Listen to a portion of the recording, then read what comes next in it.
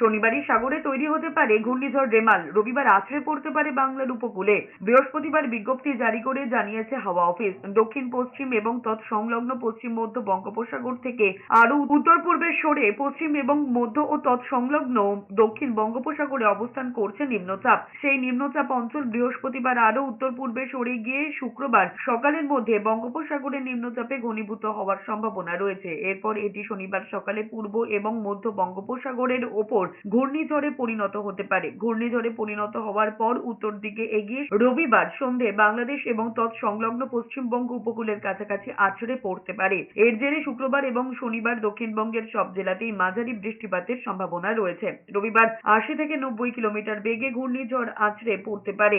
ভারী বৃষ্টির সম্ভাবনা রয়েছে ২ পরগনা, পূর্ব মেদিনীপুর, যার দেশ থাকবে সোমবারও। মৎস্যজীবীদের ইতিমধ্যেই সমুদ্রে যেতে নিষেধ করা হয়েছে। বঙ্গোপসাগরে ঘূর্ণাবর্ত যদি ঘূর্ণিঝড়ে পরিণত হয় তবে তার নাম হবে রেমাল। ওমানের দেওয়া এই নামের অর্থ বালি। হচ্ছে নর্থ ইস্ট ডাইরেকশনে মুভ করে আগামীকাল সকালবেলাতে এই সিস্টেমটি ডিপ্রেশনে কেন্দ্রীভূত হওয়ার সম্ভাবনা আছে। 25 তারিখ থেকে আমরা আশা করছি এই যে সিস্টেমটির এফেক্ট আমরা পশ্চিমবঙ্গ কোস্ট এবং সংলগ্ন যে বাংলাদেশ কোস্ট আছে ওটা কিন্তু পেতে শুরু করবে এবং এফেক্টটা ধীরে ধীরে বাড়বে যত ওটি নর্থের দিকে যায়। আর ফিশারম্যানের ওয়ার্নিং কিন্তু ওটা 23 তারিখ থেকেই শুরু হয়ে গেছে।